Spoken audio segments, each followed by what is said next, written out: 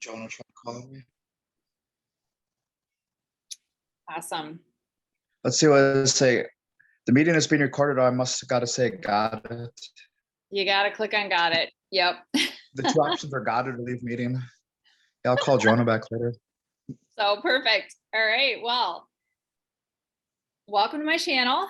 My channel is about transformation. And again, thank you so much for agreeing to come on, Josh. I'm super excited to hear more about your story. And I just want to make sure that you're okay with me putting this on my channel, actually posting it on my channel. So if you can give me a thumbs up or a yay or okay, Jen.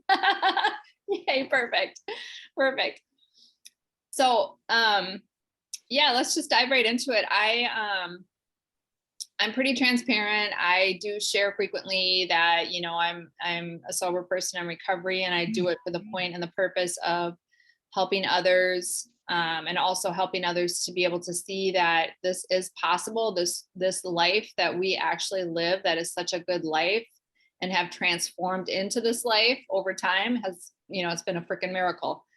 So, the floor is yours. Tell me a little bit about your sobriety. Just start with a little bit about your sobriety, like how you actually got sober this time. Yeah, it wasn't my first go around. It took a long time, years of trying, and had a little time before, and lots of year back out, and lived through the misery. Like wasted a lot of years on living in the misery, living in active addiction. Everything, alcohol, drugs, all that. But I sobered up May 23rd of 2017. Yeah. So 5.5 years. And yeah, I got in trouble. I got in a lot of trouble in my past, but got in trouble once again, went to my third treatment center, and eventually just got sick and tired of living that life because, in and out of jail, in and out of the hospital, withdrawals, detox, suicide attempts, losing everything around me, people, places, and things. And yeah, just got sick of the life, and something clicked, and found my higher power, and it's really God's will. That's where I'm here right now, I believe, at least.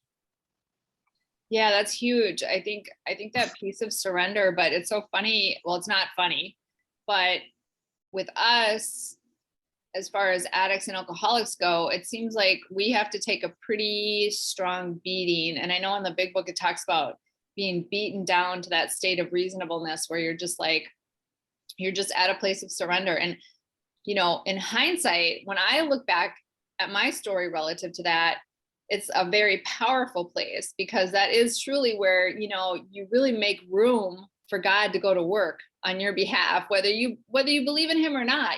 Really, essentially, when you're so beaten down by the kind of pain that you're talking about, like the in and out of jail, and, which, by the way, that's part of my story.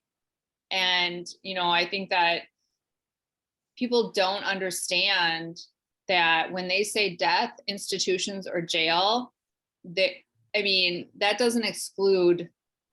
It's just a matter of time. In other words, time and opportunity before you end up going there.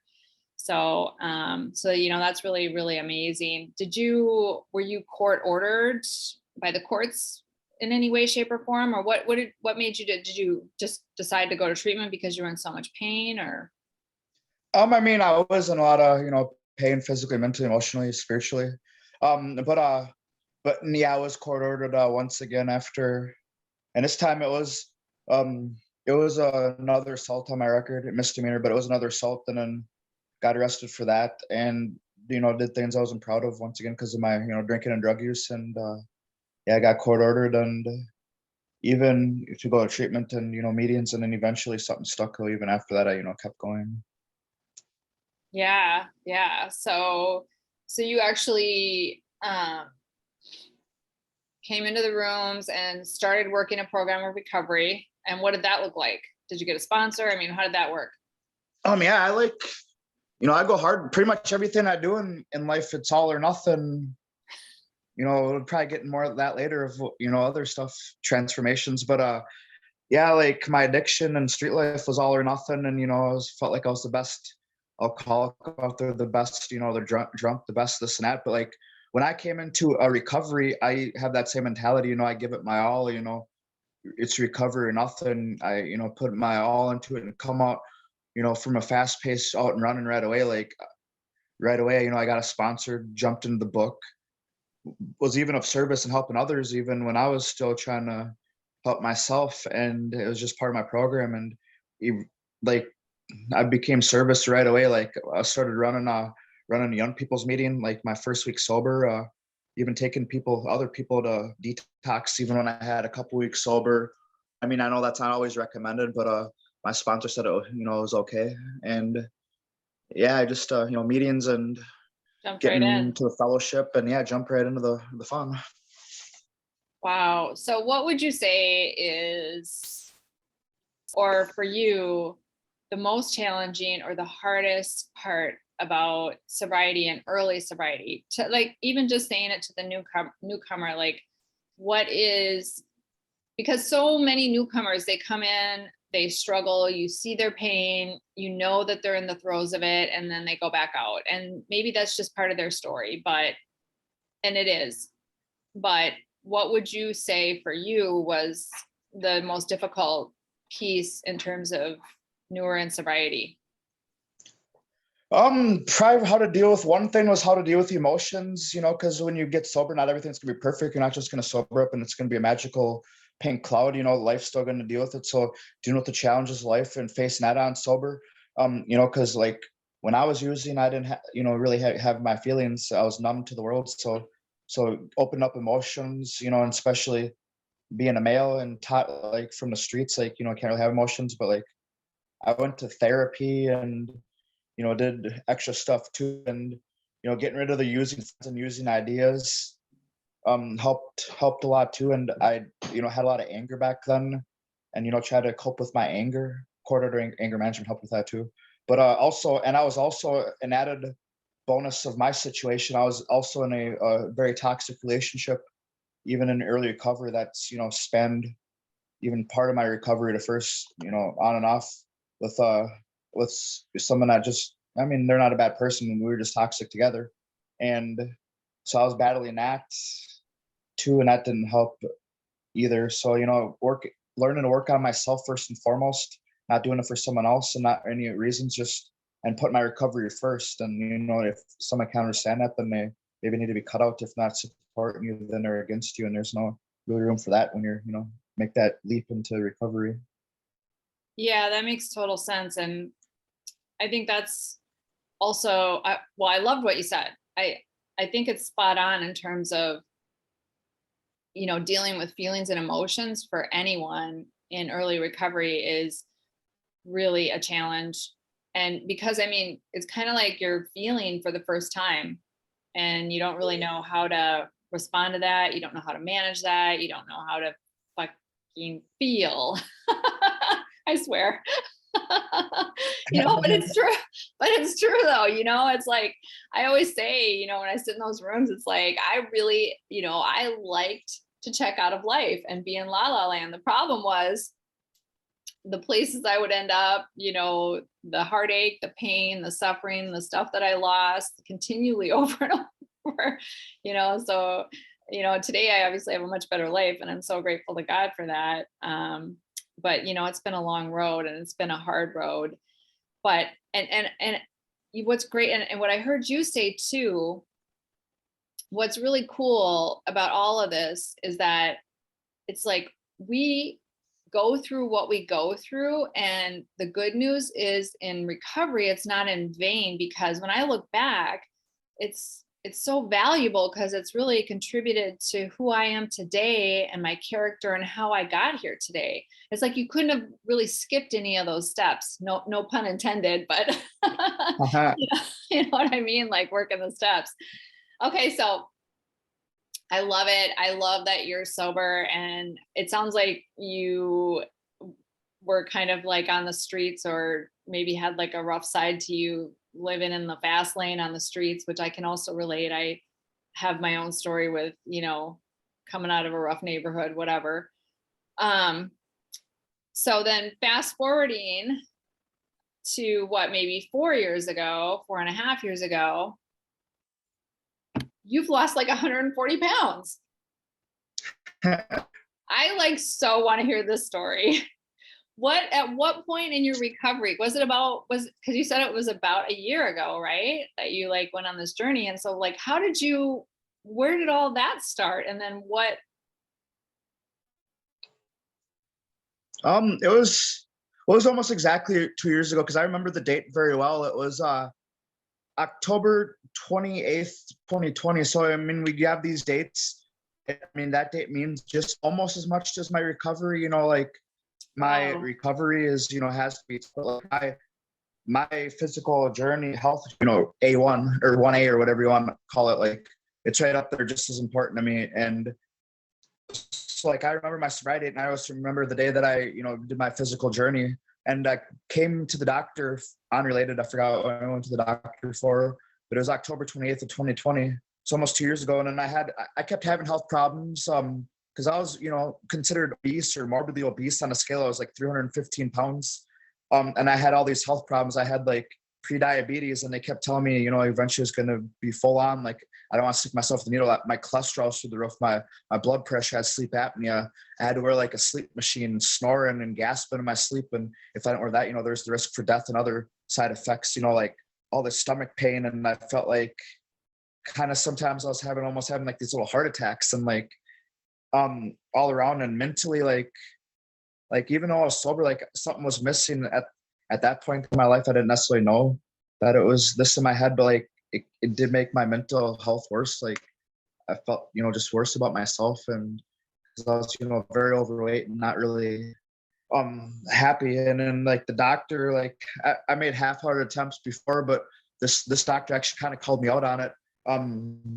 I guess in the nicest way possible, but he was knowing I was kind of, didn't really try before, even though I said I did. So he was kind of calling my bluff on that one.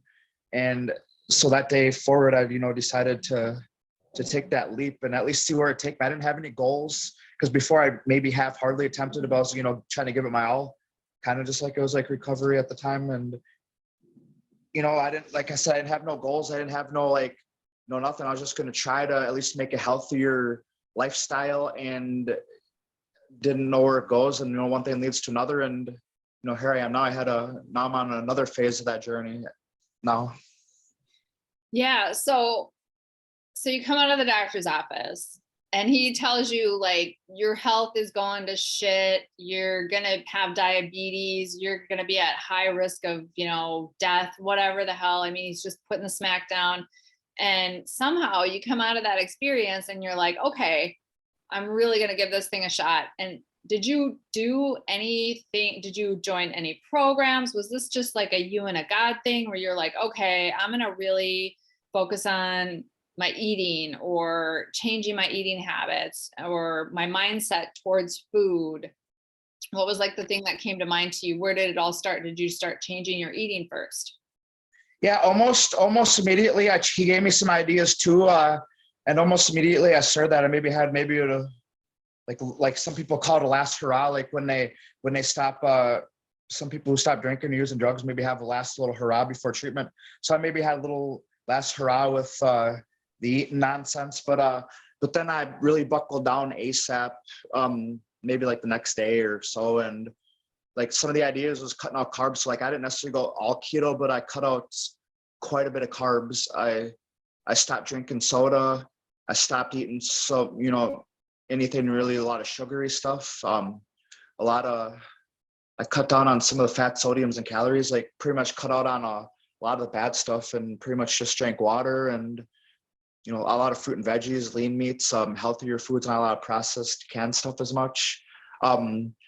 And then I guess the two other things that really helped, besides the carbs, was one of the big things. That was like one of the three things. But the other things was I did an insane amount of cardio, and I also inadvertently I started doing the fasting. But once because I wasn't necessarily plan on it, but then once it kind of took off, like in my head, I was like, hey, I'm kind of doing it. I had the idea, so I also started.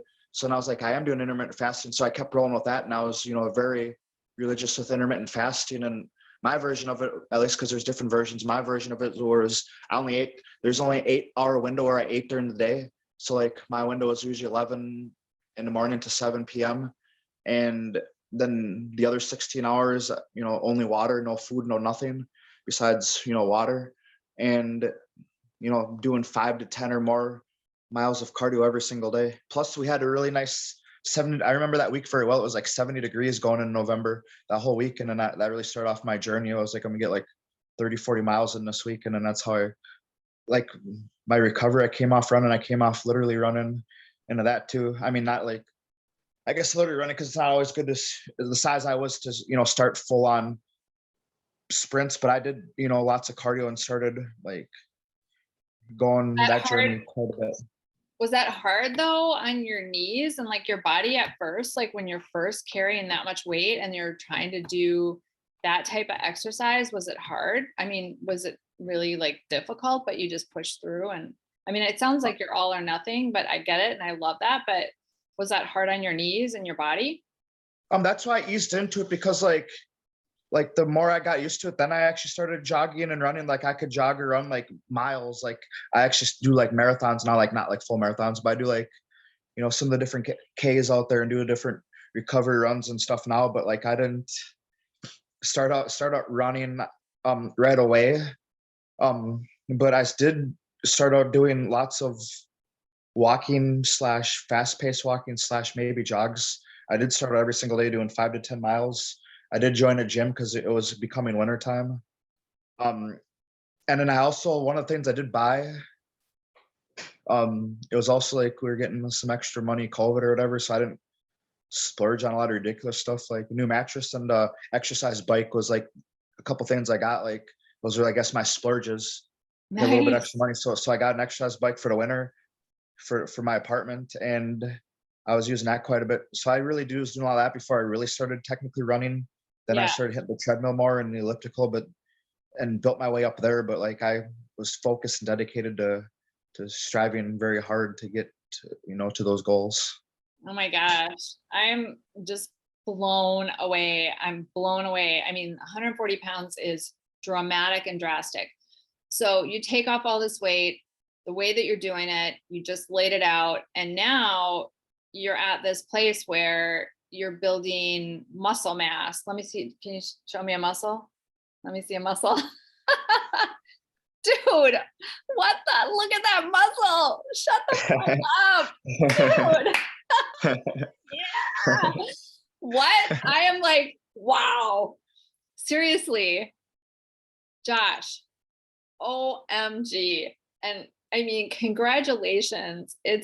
You're just like, I'm like, my words are like, I'm never at a loss for words, but it's just so freaking profound what you've done and how, you've done it and you've stayed the course and we're consistent. And that's what I always say too. Like my tidbit in transformation is consistency.